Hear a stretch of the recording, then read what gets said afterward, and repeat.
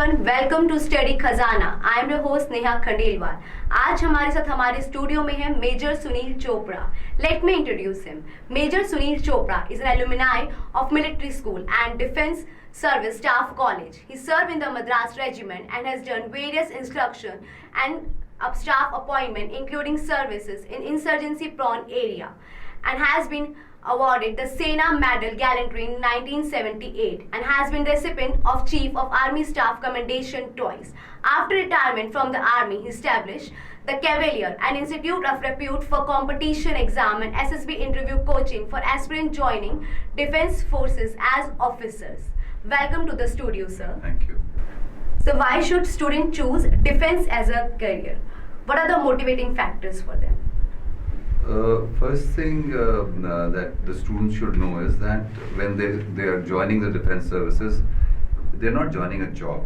They are going to work for their passion, and the passion has to be serving the country, national pride, कि हम अपने मुल्क के लिए कुछ करना चाहते हैं.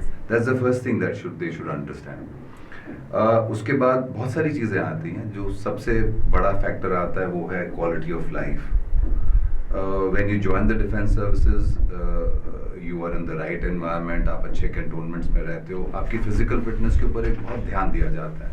Now when you are physically very fit, you lead a good life, you can eat what you want to, you can do what you want to, you are doing sports activities, you are training yourself, और आपका जो रहन सहन है and the kind of people that you meet, वो एक अलग environment होती है जिससे कि आपकी क्वालिटी ऑफ लाइफ बहुत अच्छी है. I can earn a lot of money, but मेरे पास में क्वालिटी ऑफ लाइफ नहीं है. मेरे को खेलने का समय नहीं है, मेरे को अपनी फिजिकल फिटनेस का समय नहीं है. मैं पैसे कमा लेता हूँ, मैं कुछ खा नहीं सकता. So such like things that you have a very good quality is the most important factor. Then of course आजकल के ज़माने में सब लोग चाहते हैं कि हमारे को पैसा मिले. So pay and perks is one another factor which comes in to play. Today you understand the concept of cost to company. If we take cost to company, so it is as a lieutenant when you join the defense forces, the cost to company comes to almost about 1 lakh rupees. Now, as a 10+2 student or as a normal graduate, आपको कौन सी जगह है जहाँ पर कितनी पे मिल सकती है? Then you come down to perks. Perks are first is that you get the right kind of environment where you want to stay. उसके बाद में आपको मेडिकल फैसिलिटीज़ हैं, स्पोर्ट्स फैसिलिटीज़ हैं, एजुकेशन है, ट्रेनिंग है. तो जब ये पर्क्स को हम ऐड कर लेते हैं, जिसमें कि मैं कुछ चीज़ें जैसे कैंटीन वगैरह में भी नहीं बोलना चाहूँगा, बट जब आप पर्क्स को ऐड करते हैं तो बहुत सारी चीज़ें आपके पास में आ जाती हैं. बहुत लोगों को लगता है कि हम एक बार ही फौज ज्वाइन कर लेंगे तो हमें पढ़ाई छोड़नी होगी, हमें कोई पढ़ाई से मतलब ही नहीं है. ऑन द कॉन्ट्ररी, फौज में जाने के बाद में आप अपने आप को अपग्रेड करते रहते हैं. For every promotion you need to study. जब आप पढ़ते हो, अलग अलग कोर्सेज करते हो, डिफेंस के बारे में जानकारी लेते हो. इनफैक्ट कई लोग जो अच्छा कर रहे होते हैं वो फॉरेन कंट्रीज में भी जाके कोर्सेज करते हैं. तो जितना आप पढ़ेंगे उतना आपका दिमाग खुलेगा, उतनी आपकी सोच बढ़ेगी and you will grow as a person. So एक एजुकेशन जो फौज में लगातार मिलती रहती है, जो किसी और सर्विस में नहीं मिलती है, एक वो बहुत बड़ी बात है for your personal growth. Then family status. फौज एक ऐसी जगह है जहाँ पर कि आप खुद सर्विस में ज्वाइन नहीं करते हैं, आपकी पूरी फैमिली ज्वाइन करती है. आपका जो फैमिली है वो हर टाइम पे हर चीज़ में इन्वॉल्व रहता है, जो कि किसी और सर्विस में नहीं. आप आए, आपने नौकरी की, 5 बजे घर चले गए, उसके बाद पता ही नहीं क्या हो रहा है. वेरस जब हम फौज में होते हैं तो हम एक फैमिली लाइफ डील करते हैं. पूरी एक यूनिट है या पूरी इस्टेब्लिशमेंट है, वर्क्स एज अ फैमिली, जिसमें आप आपके बीवी बच्चे, आपके पेरेंट्स, सब लोग इन्वॉल्व होते हैं. तो जब सब लोग इन्वॉल्व होते हैं तो एक उसका मज़ा, उसका एक जज्बा ही अलग हो जाता है. So that is another thing that you have. Then जो फौज में जो बच्चे, आपके जो नेक्स्ट जनरेशन आती है, फौज उनका बहुत ख्याल रखती है, क्योंकि लोगों ने सुना होगा कि हमारी पोस्टिंग्स होती हैं, बच्चे दूर रहते हैं. तो उन सबको मद्देनज़र रखते हुए बच्चों की तरफ में, फैमिली की तरफ खास तवज्जो दी जाती है, जो कि कोई और कंपनी नहीं कर सकती. जैसे कि अगर बच्चों ने फर्दर एजुकेशन करनी है तो आपने आर्मी पब्लिक स्कूल्स वगैरह के बारे में सुना होगा, जो कि बहुत हाई क्वालिटी के हैं. दिल्ली में तो आपने धौलाकुआं का नाम सुना ही है, जो कि one of the best schools. तो उसमें क्योंकि आप सर्व करते हैं तो आपके बच्चों को उसमें एडमिशन्स मिलती हैं. उसके बाद में आप किसी प्रकार की हायर स्टडीज़ में चले जाएं, चाहे वो मेडिकल साइंसेज है, चाहे वो इंजीनियरिंग है, चाहे वो फैशन टेक्नोलॉजी है, हर तरह के जो कॉलेजेस फौज ने बनाए हैं जिसमें कि डिफेंस के बच्चे जाके पढ़ सकते हैं। तो जो ग्रूमिंग अगली जनरेशन की होती है, ये कोई और सर्विस किसी बड़े से बड़ी, इंक्लूडिंग गूगल अगर आप चले जाएंगे उसमें वो नहीं करेगा, जो कि आपकी अपनी नेक्स्ट जनरेशन को तैयार करता है।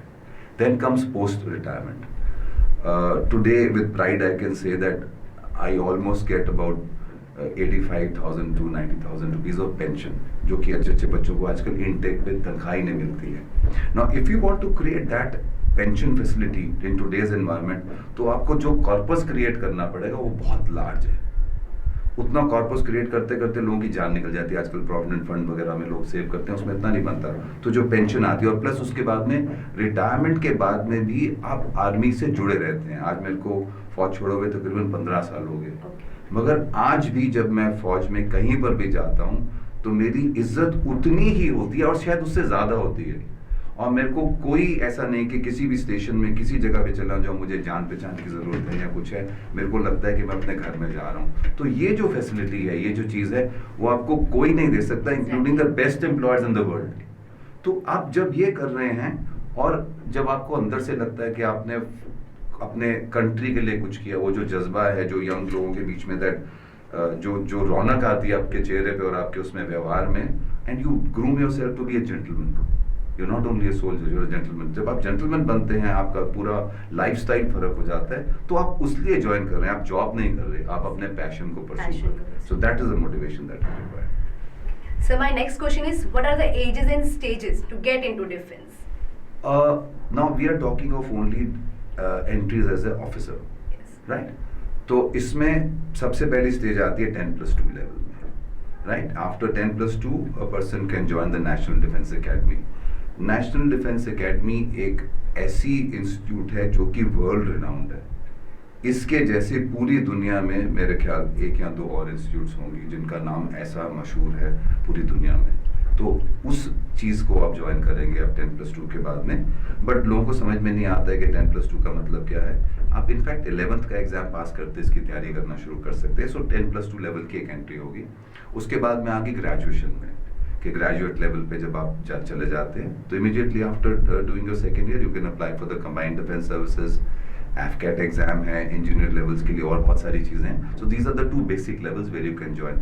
सम people can join at the post graduate level also, but वो एक्टिव उसमें नहीं, थोड़ा सा वो एजुकेशनल साइड में दूसरी चीज़ों में हो जाता है। तो ये 2-3 स्टेजेस हैं जब आप ज्वाइन कर सकते हैं।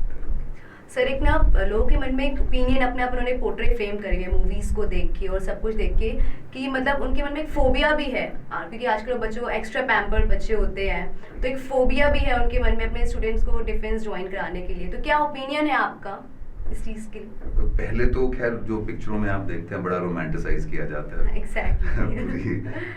फौज को। It is good, it is a very romantic thing. It's why not, because you once you are an officer and you, I mean why not romanticise, वो तो चीज़ एक ठीक है ही। बट ये जो लोगों को जो कि अनजान लोग हैं या फिर जिनको पता नहीं, उनको ये लगता है बस ये मैंने मरने के लिए अपना बकरा भेज दिया मैंने। Exactly. तो ऐसा कुछ नहीं है, ऐसा कुछ भी नहीं है कि आप, मैंने इतने साल सर्विस की है, मैंने इंसर्जेंसी एरियाज में काम किया है, बहुत जगह किया है, मैं इन्फेंट्री से हूँ, मैं आपके सामने बैठा हूँ। Yes.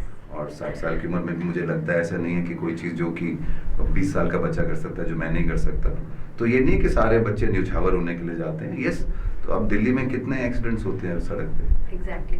उतने तो फौज में नहीं डेथ नहीं होती है। सो यस, दैट फियर जो लोगों ने अपने मन में बना लिया वो फालतू में है। और मुझे नहीं लगता कि हमारे माँ बाप को ऐसे हुआ था, या फिर अगर इतना ही डर होता तो आज 2.5 लाख से 3 लाख बच्चा हर एंट्री में अपीयर कर रहा है। तो मुझे नहीं लगता उनको डर है। तो सिर्फ कुछ माओ ने जब ओवर पैपर करना शुरू कर दिया तो तकलीफ है, और कुछ नहीं। Thank you so much, sir. That's all for today. If you are interested to know more about defense and how to get into defense, kindly watch our next video.